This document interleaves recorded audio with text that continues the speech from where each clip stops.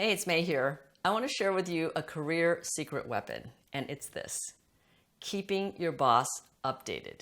I know it sounds simple and straightforward, but if you're assuming that your boss already knows everything you're doing and how well you're doing it, it could be wrong because bosses are busy, bosses aren't perfect. So you want to keep your boss updated for four main reasons. Number one, then they know what your workload is, so they're less likely to dump work on you and they're more likely to understand when you go negotiate for more resources. Number two, it helps them be a better advocate for you when they know what's going on. Number three, when they know what's going on, then they're more able to help troubleshoot or pave the way at senior levels that you can't yet reach. And number four, it enhances your possibilities for visibility with senior management because your boss is also looking for great things to say about the group with their boss.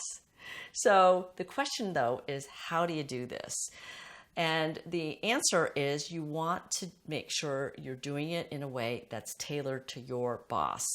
So I'll give you an example of someone who worked for me and did this really well. Let's call him Charlie, was an analyst, and he would somehow just know that I would like him to tell me without sending an email because I had a lot of emails and I wasn't returning them very well. So he'd come and sit down next to my desk at the end of the day and update me on what he had finished, what he still had going on, and where he needed my help. And that really helped me as a first-time manager feel in control. So I really welcomed those updates from Charlie. And it just made me very happy to brag about him wherever I went because he really was great. On the other hand, I had a client, let's call her Linda, who was struggling with her boss and was very frustrated with her boss because they had these 1-hour meetings scheduled on a weekly basis, but he would cancel at the last minute or cut it short after 15 minutes. And because she traveled so much, she started to change her tactics and she would email him and send all the details in an email so he'd have everything in one place. She was quite proud of it. But then when I went to talk to her boss, I got a completely different story.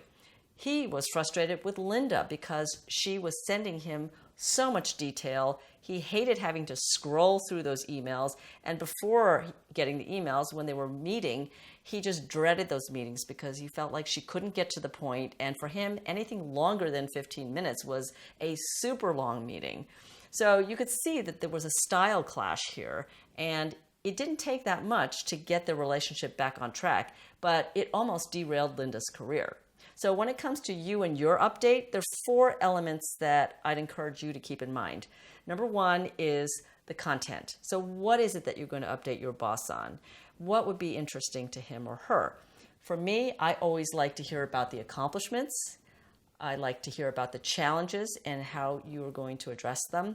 And then I like to hear what help you might need. But check with your boss on what he or she wants to hear about. The second element is how you frame the things that you're going to tell your boss. So that's the framing, is the positioning and how you're going to talk about it. And here you want to frame things in a confident, competent, constructive way. And the best tone I have found is to be matter of fact and not emotional. So for example, if you need to ask your boss to help make a call at a senior level with your client, instead of saying, "Help, I'm too junior to make this call," you say, "This would be a very high impact call if you were to be able to make this call now." And then you can brief your boss on what they should say. Then the third piece is the format. The format can come in any variety of ways, and you want to discuss this with your boss. What do they like? So there are 3 main ways in my experience. Number one is very short and to the point, 3 bullets. Number 2 is a reasonably detailed update, and maybe it has some charts and graphs. It might have a pipeline attached to it.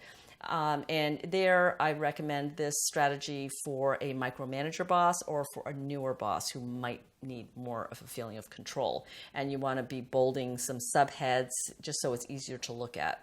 The third way is a hybrid. So that might look like having 3 bullet points at the top of an email and then having whatever action you need from your boss right below it. And then anything more detailed can be in an attachment or cut and pasted below.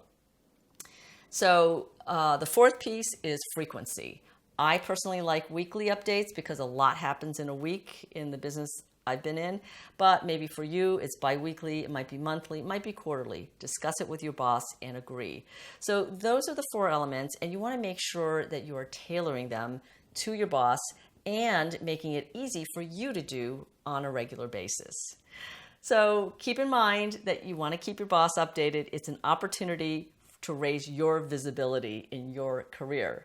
So the question for you is this: are you already updating your boss? In which case, I'd love to hear how it's already helping your career. And if you're not yet updating your boss, let me know what first steps you can take. If you're watching this from anywhere other than my blog, head on over to maybusch.com/blog, and I look forward to welcoming you there. And if you're watching this on YouTube, then hit the red button to subscribe and the bell to get notified of new videos. So go out there and be bold, play big, and spark joy for yourself and everyone around you.